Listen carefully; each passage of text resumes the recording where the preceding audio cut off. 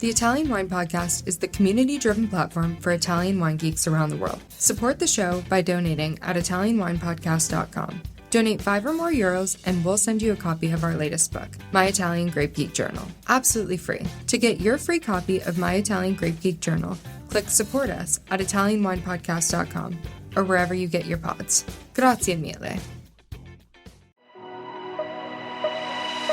Welcome to Masterclass US Market with me, Juliana Colangelo. This show has been designed to demystify the US market for Italian wineries through interviews with experts in sales and distribution, social media, communications, and so much more. We will quiz each of our esteemed guests at the end of each episode to solidify the lessons that we've learned. So sharpen your pencils, get out your notebooks, and join us each week to learn more about the US market. Hello, welcome to Masterclass US Wine Market. Today, I'm thrilled to welcome Anthony Giglio to the Italian Wine Podcast. Anthony is a wine expert and writer presenting at the most prominent wine festivals from Aspen Food and Wine to South Beach and more. He is also the wine director for the Amex Centurion Lounge Network and a contributing editor at Food and Wine magazine, and has also written for numerous other publications such as Travel and Leisure, Rap Report, and more. Welcome to the show, Anthony. It's so great to have you here. I'm so happy to be here, Jules. Thank you. Yeah, of course. We're talking today about some of my favorite topics, Italian Americans, Sopranos, and wine. So I'm thrilled. I actually put on for you a special shirt thinking this was video. It has an Italian American, it's a heart with a half Italian flag, half American flag, representing our people today. Send us a picture. We can post it with the episode. That sounds great.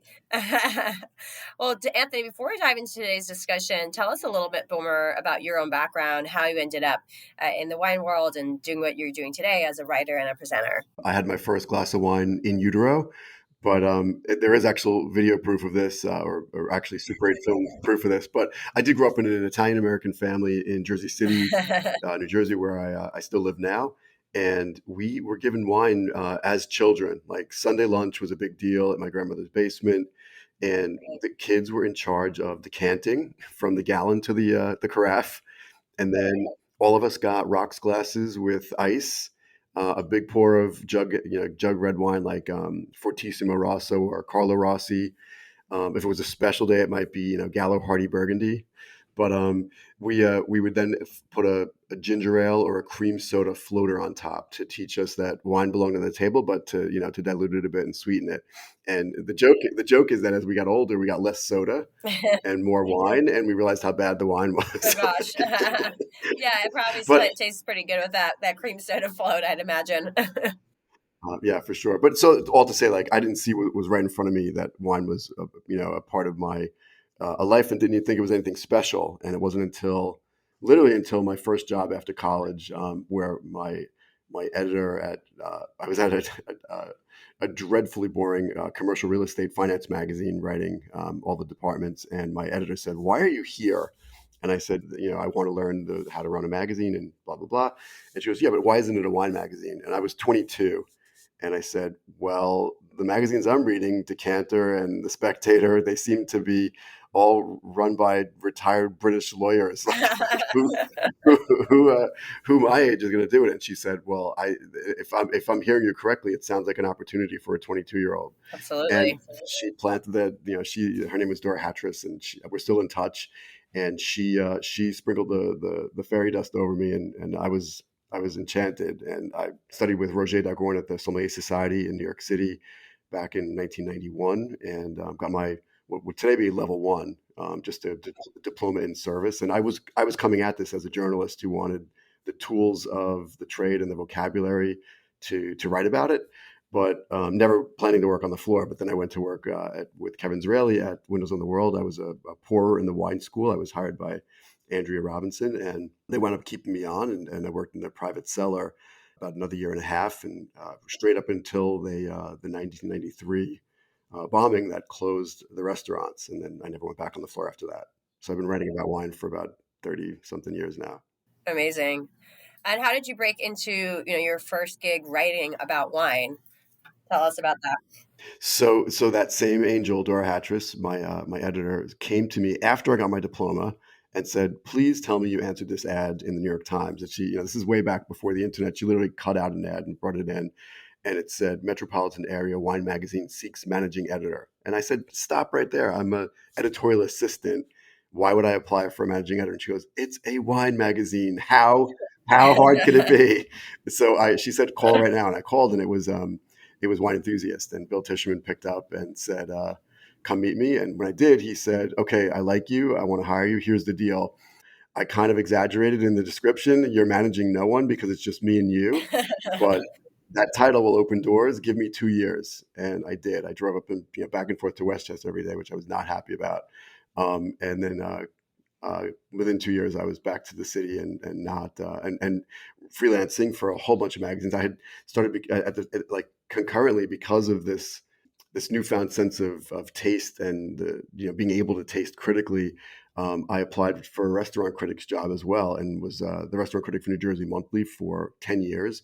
And then Rob Report hired me, and Worth, and freelance gigs all over the place. So I was a restaurant critic for 15 years, at the same time.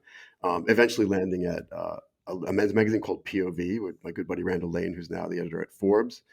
And that was a really fun time until '99, when the internet started to pipe up, and Jim Gordon from the Wine Spectator hired me to get drinks.com off the ground, which we thought was going to be the greatest thing in the history of the internet. But what we didn't realize was this was way, way back before the Supreme Court intervened to open a lot of the states up to interstate commerce. So, I still think for a lot of us, and especially speaking to an Italian audience, when they look to us, they see 50 federal republics, not one country. Right. So every state has its own ridiculous rules and regulations. I work in Manhattan and I live in New Jersey, and I can't ship wine from my office to my house unless I call it, I know, unless it's I wild. mark the box shoes. It's I know. stupid. It's pretty insane. Yeah, but lots of archaic rules. Yeah, but one other thing I'll throw in there is that at the same time, one of my friends who worked with me at the boring real estate magazine was Christina Gerdovich, who went on to become the publisher of Food and Wine. And so we came up to this at the same time, and she's the one who brought me to Aspen and asked Dana Cowan and Letty Teague to let me sub when Kevin Zraeli had to cancel last minute for a seminar on Rioja. And I got up in front of 250 people for the first time ever and started speaking about wine during one of those amazing seminars. And Letty was in the front row, and they invited me back ever since. So this June will be my 27th Food and Wine Classic. And while it makes me sound really old, I feel like it's actually pretty That's cool. very cool. Italian Wine Podcast, part of the Mama Jumbo Shrimp family.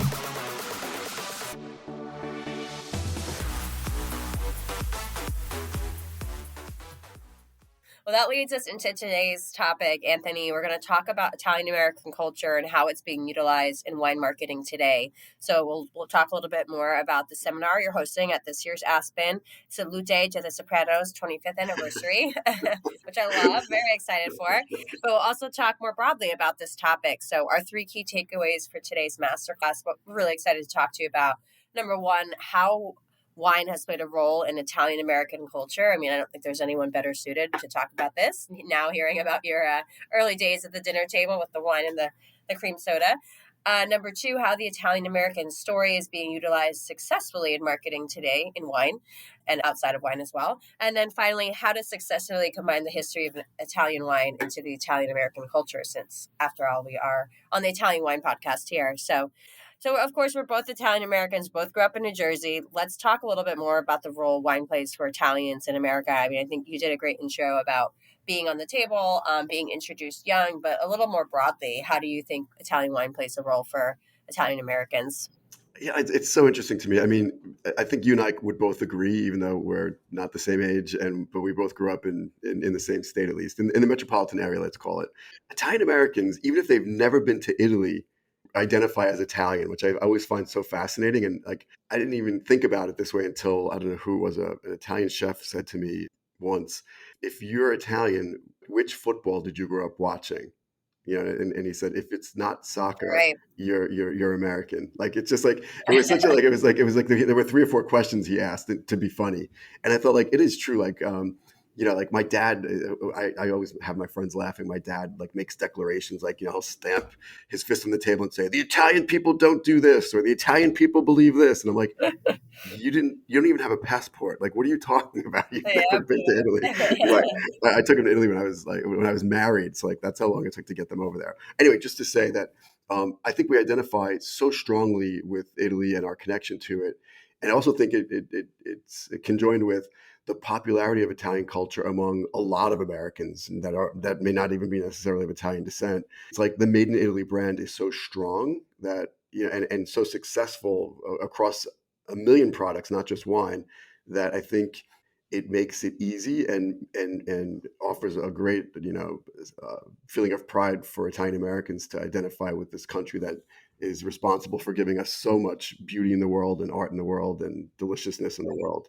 So that's what I just think it makes sense why it's so prevalent, and I just think that we're lucky that we could claim a little bit of it, Yes, even though we had nothing to do with it. yeah, absolutely. And, it comes, like you said, with all these great culinary traditions, the wine, of course, opera, music, art, all of those things. So, let's talk a little bit about that, like how outside of the culinary landscape, Italian American culture has been prominent in the movies, and on TV. What role has Italian wine played on the screen? We have all these famous movies throughout history, from The Godfather trilogy to The Sopranos, right? And how do we see wine really playing a role on screen when it comes to these Italian American cultural classics? I think it's interesting. I was actually having a conversation with some friends last night at dinner. They were asking me about a recent trip I took to Florence for the Consorzio Chianti Classico 100th anniversary, and I said it's interesting because I just wrote about Chianti for Food and Wine magazine. Has a blog I write for called Food and Wine Club, and I talked about it, like if you haven't thought about Chianti in a long time, it's time to revisit it, because wine, especially Chianti. I mean, I'm thinking way back even to early episodes of Mad Men, when Don is, seducing one of his many, many mistresses. He has a bottle of Chianti on the table at like one of the best white tablecloth restaurants in Manhattan in the early 60s. And it's like, after World War II, the biggest export to the U.S. was Chianti, not necessarily Chianti Classico, but Chianti in the emblematic, much derided straw bottom bottle, which I love that it's called in Italian the Fiasco, because you can imagine, as an early wine writer, Yeah. we all would someone would write the fiasco, like the Italian fiasco, because they were stuck with that. And just to remind us that it became so omnipresent, and then the quality level fell, Chianti expanded its borders and all these things, so like that kind of brought it down. But it plays in the soundtrack, it's in the background of so many movies, whether it's the straw bottom bottle or just red wine in general. But Chianti has a deep resonance among most Italian American friends I have, because it's just there. It's always there. And it wasn't until much later that we all started talking about Brunello di Montalcino and Barolo and Barbaresco and learning the grapes, all those kinds of things that I think a lot of Americans are comfortable speaking about now. But Chianti is even like a punchline for Archie Bunker. It identifies with Italian Americans, because for a long time it was cheap and delicious and everywhere. Yeah. And it's also a word too it doesn't sound American, but it's not as difficult to pronounce as Galliopo, right? Or something like that. So, Which goes back to, I love telling this, that Robert Mondavi, when he wanted to introduce Fumé Blanc, it was because he, of course, fell in love with Puy Fumé in the Loire Valley. And he said, I don't believe that Americans will be comfortable saying Pouilly Fumé or Puy Fumé. So he said, I'm going to make it easy and give them Fumé Blanc, two French words that sound pretty easy. And it's the same with Italian. Look at my last name. You just said Galliopo, right? right. Most people read Gagliopo, and they see my name and see Giglio. And I certainly grew up with Giglio when I was young, because I wasn't strong enough to fight people on how to say it. Yeah. But now I correct everyone that it's Giglio. Right. And it's still, when people, I don't understand, like, how's the word imbroglio spelled? Or, at least that's something more common in English. But right. Galliopo, let's add Galliopo too. Yes, exactly. Spell Galliopo. We'll add that one to the list. But yeah, I mean, I think your example of Chianti is a really good one. I mean, we think about The Sopranos, speaking of your seminar at Aspen, right? We saw Rufino all over screen, right? That was Rufino was on lots of the tables in those scenes, and what happened with that brand, right? So I'm trying to score some Rufino Reserva Ducale for the seminar, and I haven't had luck yet getting someone to give me some. So if anybody's listening to this who has a connection to Rufino or to Weinbo, let me know. all right, good putting it out there. Great. So, Anthony, talk to us a little bit about how we can take, this global success of Italian American culture from, shows like The Sopranos, musicians, etc., and use it as a platform to promote Italian wine. And, talk to us a little bit more about maybe how you're doing that with your seminar at Aspen this year. Well, I think if we look back to what we were just saying a few minutes ago about like how it's in the background, right, of so many pop culture movies and TV shows, I think the opportunity is to take advantage of the fact that it's like a best supporting actor or actress in a lot of these in these in pop culture. It plays a role. It's like it's their supporting role, right? I'm trying to make this sound much better than I just did, but No, I know what you mean. Exactly. Yeah, it's on the table. It's in the background. right. And it's sort of like I didn't realize that wine was in front of my face my whole childhood and didn't think I could make a career of it. Like to say wine is there. It's always there in the background, and we should keep calling it out. I mean, it's just part of the fabric of what we identify with anything Italian, and also I think Italian American. That wine is a part of the story, and it belongs on the table no matter what's being served. And all the notions of perfect pairings I always like to throw out the window, because it's whatever's in the house that's going to pair Yep. best with whatever you have if you're caught with nothing else, and it's going to be better than water, right? So Exactly. but I think that it's always on the table. It belongs there, and everyone should taste it with food and see what happens. Which is a whole other big point that I always say. I make up, Juliana, when I teach classes, that we Americans, I say this broadly as an American, we drink often without.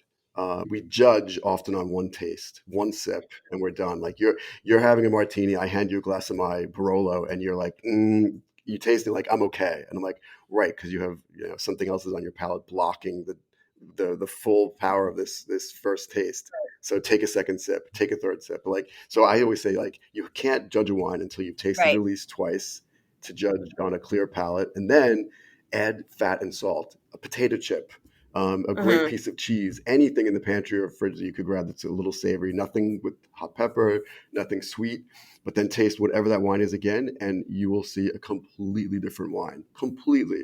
And European wines, in general, another blanket statement that'll get me in trouble, but I like to Totally. say that European, like old world wines, are made to be paired with food.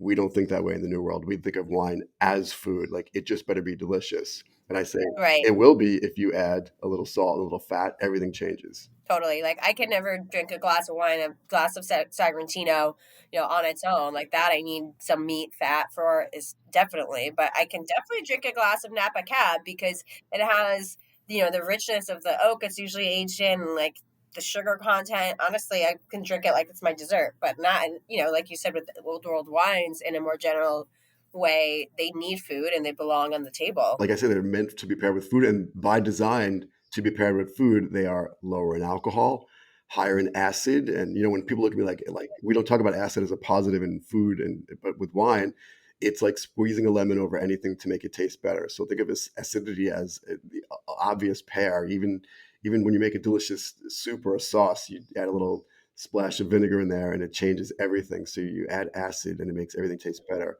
American wines, thanks to our amazingly sunny West Coast, the wines are richer, fuller, often a little higher in alcohol. Not much, but it just makes a difference for how easy and delicious they are to drink. They don't challenge you, but yet let's open a beautiful bottle of Morgon from southern Burgundy and Beaujolais, and it'll be chalky and dry and kind of like sucking on a violet candy without any sugar.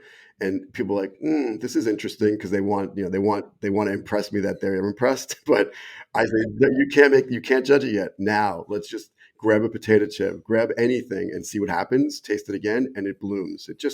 It's such a simple thing that I never learned from anyone else, and now I just say it to everybody I can, that a little food changes everything, and these wines are meant for that. So like, there's so many Italian wines we could talk about that on paper might not be so delicious on their own. Like if one sip, two sips, you might be like, wow, this is really, really powerful, really dry. Like you said, Sagrantino, my God, one of the most powerful Italian reds on the planet.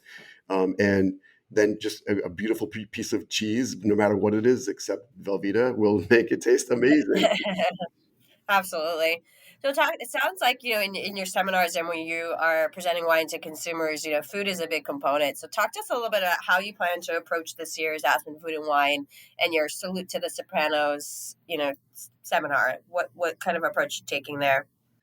So what I love is that in the last couple of years, Food and Wine has started to allow food in the seminars. It used to be just too much of a hassle to prepare food or have it prepared and delivered, and we were always being very green about trying not to create too much garbage and refuse and messing. I was thrilled when I said, "Can we add some even just if food is a problem, can we add just like one piece of Parmigiano Reggiano cheese or any kind of a cheese that's easy to maybe buy prepackaged in portions?" And they were like, "No, we can get a whole charcuterie board for you. Like we have a sponsor from Fra Mani that's working with the Food and Wine team this year, and they're like, would you like to order a bunch of salumi from them?" And I'm like, holy cow, yes, yes, yes, yes, yes.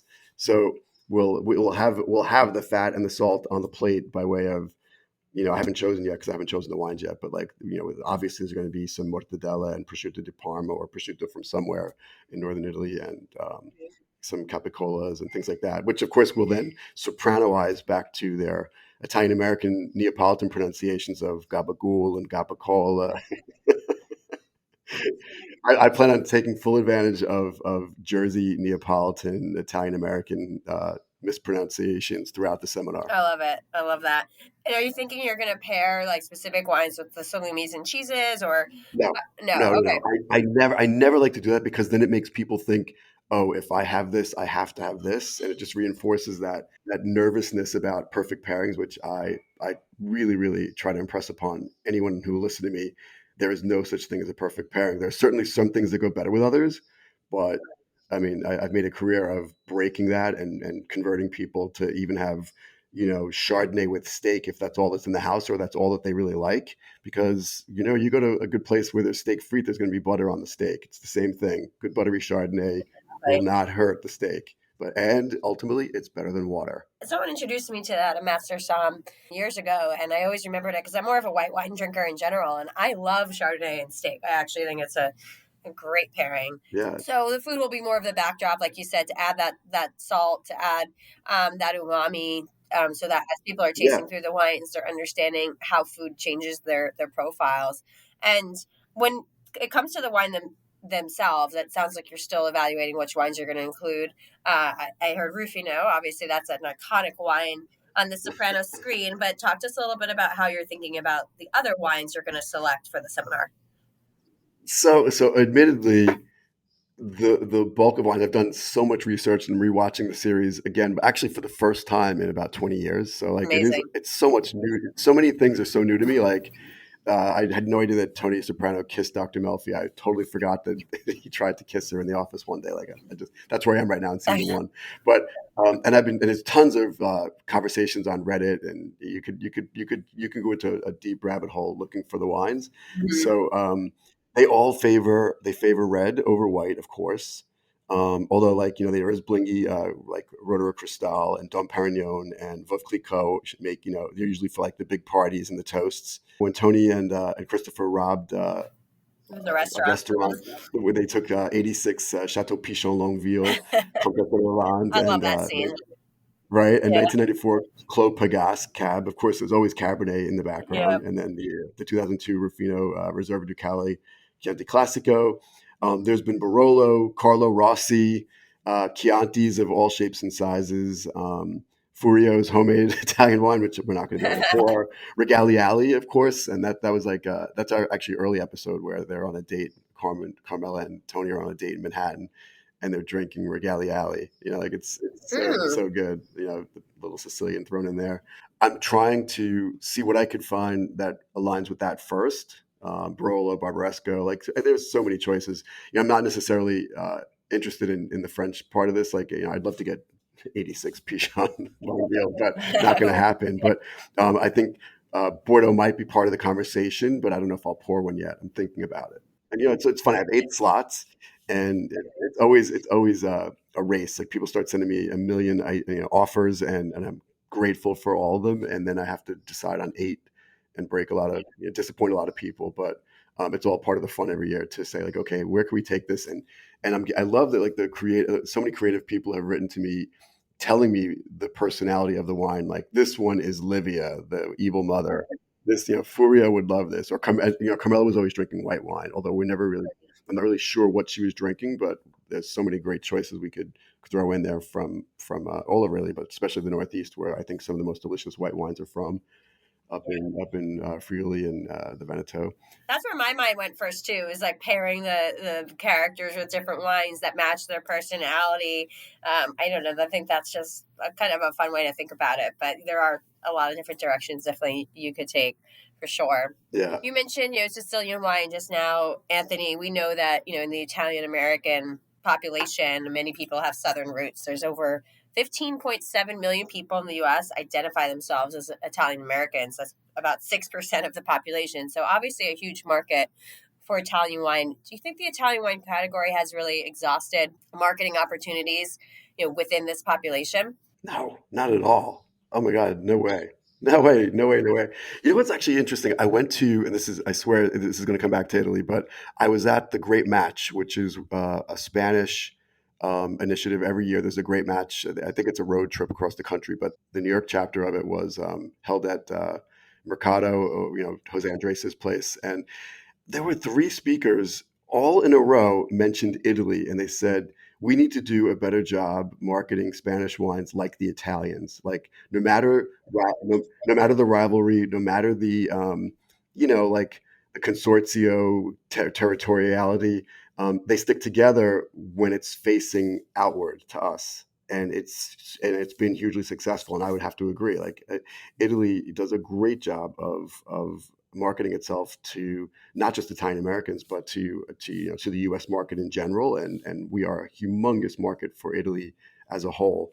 And I think that the opportunities are endless. Like for instance, like right now you're going to see, because of this Chianti Classico 100th anniversary, a lot of us are all writing about Chianti one way or another, and how it still represents some of the greatest value from Italy in the face of other great regions like Barolo and Amarone, like all the the kings of big Italian reds.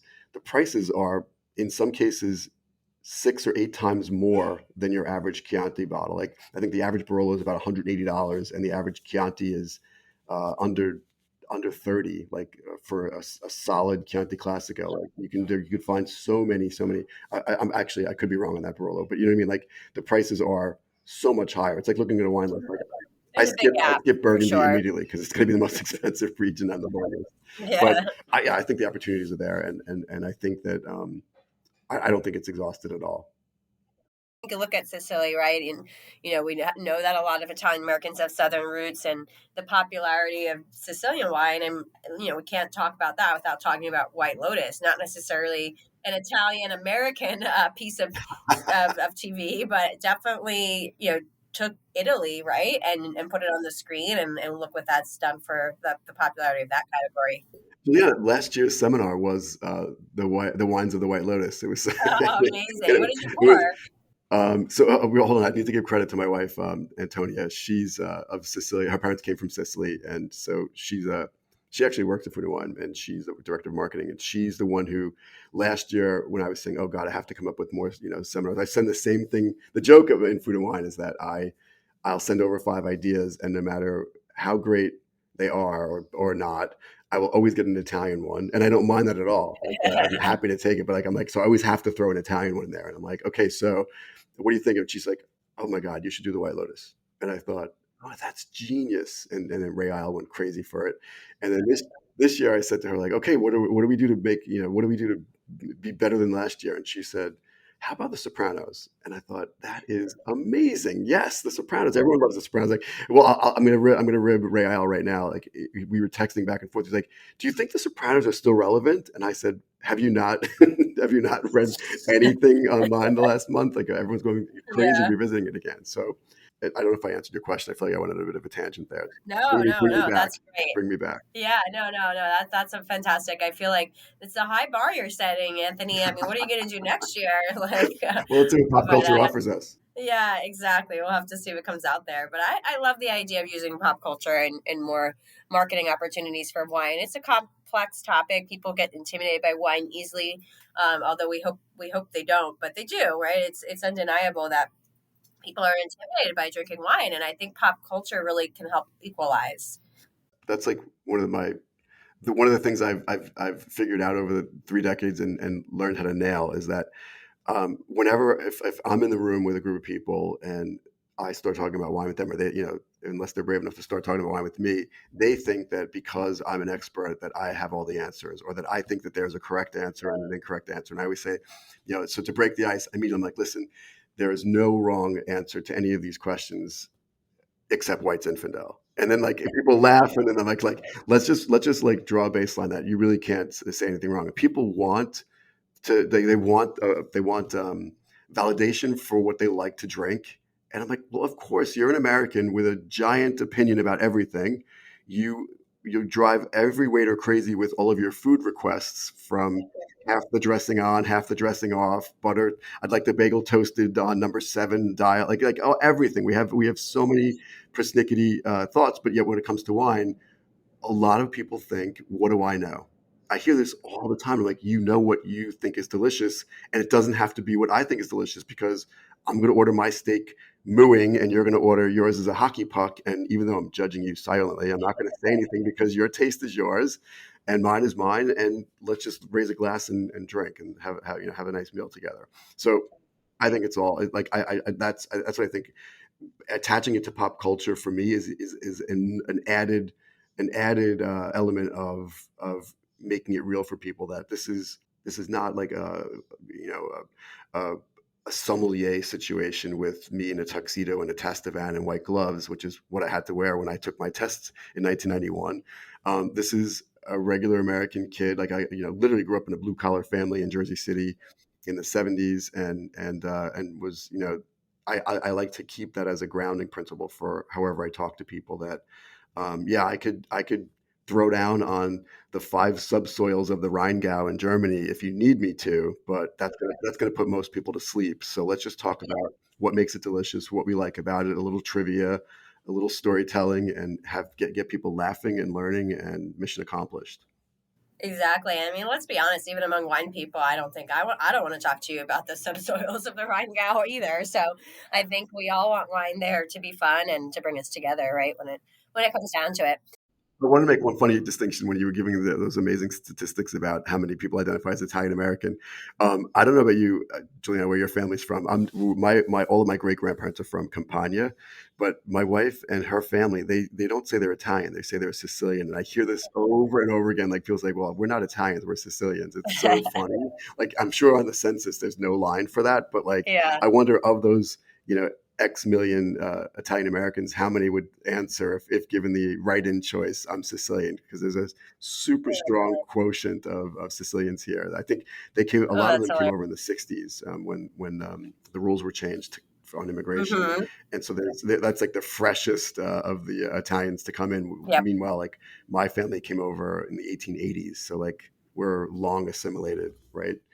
Right. And it couples with Sicily's Yeah. massive recent popularity thanks to Mount Etna. I mean, like, the island itself has amazing wines that, you'll find under DOC Sicilia on the bottle. And then you have Etna, which is just making a ton of headlines because it seemed to have been like a gold rush in the last 20 years of how many great producers from Northern Italy came down and started making wine there, and adding to the hype that was already there from the locals who've been there for a century. Yeah, exactly. And especially, among the sommelier community, right? Etna just became immensely popular. But to your question, my family is all Southern, Calabria, and then on my dad's side, Sicily and Avellino. So yeah, my grandmother, she didn't speak Italian. She only could speak Sicilian dialect. So remember, we all went to Italy in the late 90s, like 25 of us, this great Colangelo tour of Italy. And she would just try speaking Sicilian dialect to Italians, and they were like laughing at her. So definitely that Sicilian pride is there. And I grew up with a very prideful Sicilian grandmother. So I can identify there. So, Anthony, as we wind down, it's been so much fun talking to you today, but we'll do our rapid fire quiz that we do at the end of every episode to really help our listeners better understand the U.S. market and share some tips and advice. So, question number one, and if you can try your best to answer these in just a couple sentences, please. Number one, what is your number one tip for mastering the U.S. wine market?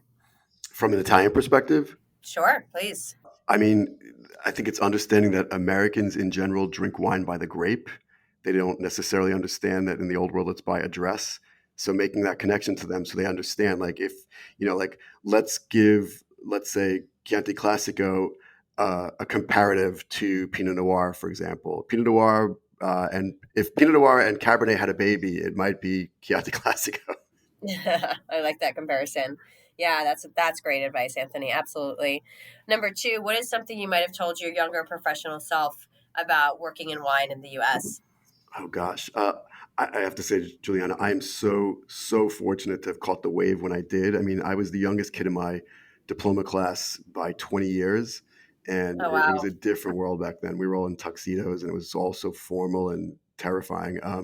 I would tell myself to relax and be my true self. I remember my first few articles I wrote for Food and Wine were so preposterously, as the kids would say, try hard. I was using crazy language and a voice that wasn't my own. And I just wish that I could have relaxed into it and tell stories the way I do now to make everything so much more relatable. So I would just say, like, in a broader sense, like speak plainly. To be a great communicator, you have to speak plainly and make everybody comfortable, no matter what the demographic.